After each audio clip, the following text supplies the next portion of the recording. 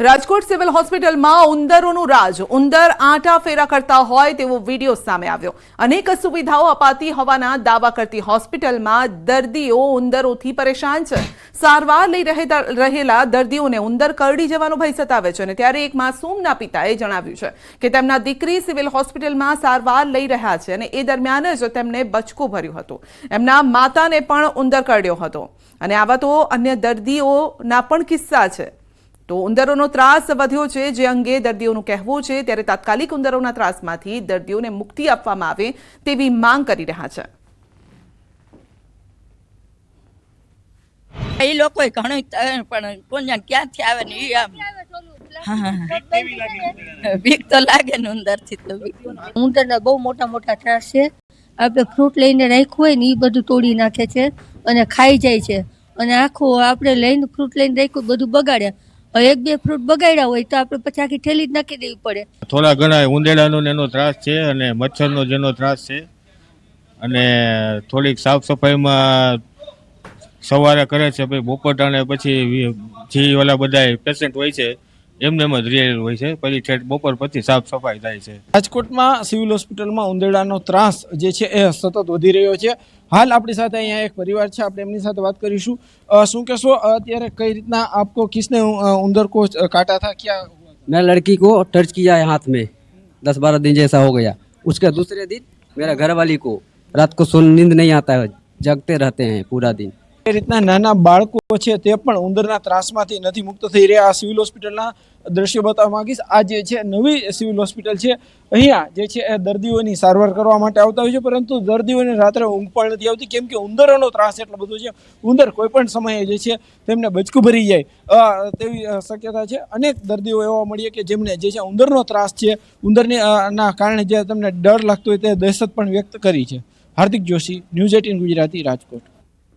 સુરતની નવી સિવિલ હોસ્પિટલનું રેડિયાર્ડ કારભાર સામે આવ્યું છે। કાનના રોગો માટે ઓડિયોલોજી વિભાગને તાળા મારી દેવાયા। કાયમી ઓડિયોલોજીસ્ટ તબીબોની કારણ વગર જ બદલી કરી દેવાય છે।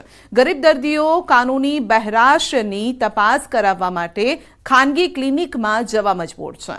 તો કાન માટે મહત્વની તપાસ ગણાતી ઓડિયોલોજી વિભાગ છેલ્લા 1.5-2 વર્ષથી બંધ છે।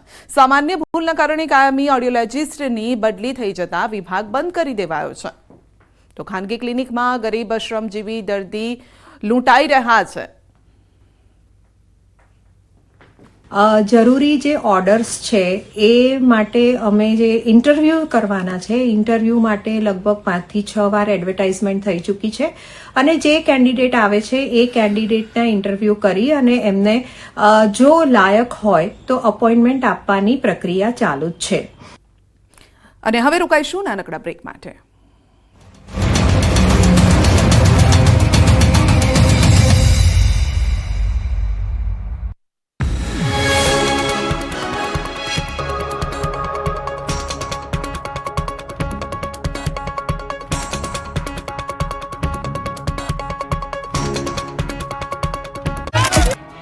અમેરિકામાંથી 33 ગુજરાતીઓને પરત મોકલાયા છે, જેના કારણે જમીન વેચી અમેરિકા ગયેલા લોકોના પરિવારની મુશ્કેલી પારાવાર વધી ગઈ છે। ન્યૂઝ 18 ગુજરાતી માણસાના જામડા ગામે પહોંચ્યું હતું। અહીંના ઝાલા પરિવારના 4 સભ્યો 15 દિવસ પહેલા અમેરિકા ગયા। પરિવારનું કહેવું છે કે તેઓ જ્યારથી ગયા છે ત્યારથી તેમની સાથે કોઈ સંપર્ક થયો નથી। દિલ્હીના મેહુલભાઈ પાસેથી યુરોપના વિઝા કરાવાયા હતા અને હાલ તેઓ ક્યાં છે અને કઈ સ્થિતિમાં છે તેની પરિવારને કોઈ જાણકારી નથી। આ તરફ મહેસાણાના લાંઘણજનો યુવક પણ અમેરિકા જવા નીકળ્યો હતો અને તે સંપર્ક વિહોણો છે। છેલ્લી 21 જાન્યુઆરીના રોજ યુવકની પરિવાર સાથે ટેલિફોનિક વાતચીત થઈ હતી। બાદ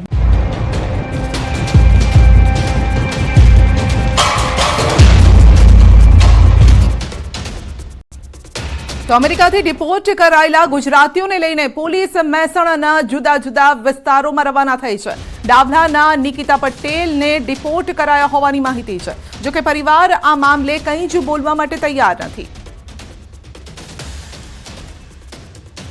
અમેરિકાથી ડિપોર્ટ કરાયેલા મહેસાણા જિલ્લાના જુદા જુદા જે લોકો હોય છે તેમને પોતાના ઘરે મોકલી દેવામાં આવ્યા છે તેવી હાલમાં સૂત્રો તરફથી માહિતી મળી રહી છે। ત્યારે ન્યૂઝ 18 ગુજરાતીની ટીમ હાલમાં ડાભલા ગામના ચંદ્રનગર જે પરુ હોય છે કે જ્યાં નિકિતાબેન પટેલ રહેતા હતા તેમના ઘર આગળ પહોંચી છે।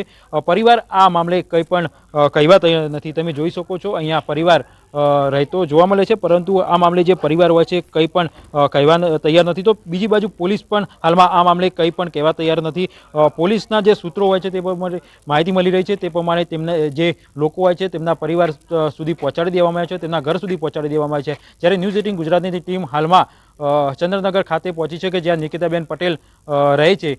તેમના પરિવારનું આ મામલે કંઈ પણ કહેવા તૈયાર નહોતું અને તેમના દ્વારા મીડિયા સામે હાલમાં જે હોય છે નિવેદન આપવા માટે ઇનકાર કરી રહ્યા છે, કંઈ પણ મીડિયા સામે આવવા માટે પણ તૈયાર નથી. કેતન પટેલ, ન્યૂઝ 18 ગુજરાતી, મહેસાણા. તો અમેરિકાથી ડિપોર્ટ કરાયેલી યુવતી ધાનેરા પહોંચી છે. ડીસા પોલીસ યુવતીને અમદાવાદ એરપોર્ટથી ધાનેરા લઈ આવી. બીનાબેન રામીને ધાનેરા પોલીસ મથકે લવાયા છે. વેરિફિકેશન અને પૂછપરછ બાદ યુવતીને પરિવારજનોને સોંપી દેવાશે.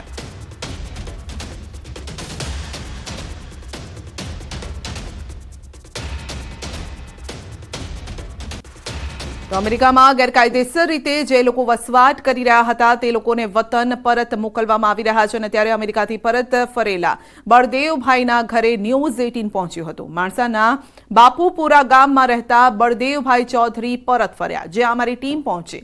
બળદેવ ચૌધરીના પરિવારજનોમાં સન્નાટો છે. બળદેવભાઈ ચૌધરીના પરિવારજનો કશું જ બોલવા માટે તૈયાર નથી. ગામમાં ઘણા લોકો અમેરિકા હોવાની વાત વહેતી થઈ છે અને જેમાં 3000ની વસ્તી ધરાવતા ગામમાં 600 વ્યક્તિ વિદેશમાં હોવાની માહિતી છે.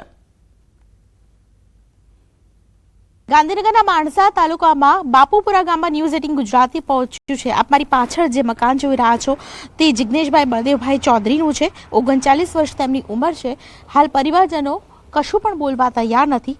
પરિવારજનોમાં સન્નાટો વ્યાપી ગયો છે. ગામમાં પણ સન્નાટો છે, જેની પાછળનું કારણ છે કે જિગ્નેશભાઈ જે અમેરિકા ગયા હતા અને અમેરિકાથી તેઓ પરત ફર્યા છે. આ પરિસ્થિતિને લઈને ખાસ કરીને ગ્રામજનો કશું બોલવા તૈયાર નથી. પરિવારજનો પણ કહે છે કે માનસિક અવસ્થાને કારણે આ પ્રકારની કોઈ પણ વાત તેઓ કરવા તૈયાર નથી. જિગ્નેશભાઈ જેઓ અહીં રહેતા હતા તેઓ અમેરિકાથી પરત આવી ચૂક્યા છે અને હાલ પરિવારજનો સાથે છે. કેમેરા પર્સન અમિત શર્મા સાથે દીપિકા કુમાર, ન્યૂઝ 18 ગુજરાતી, ગાંધીનગર.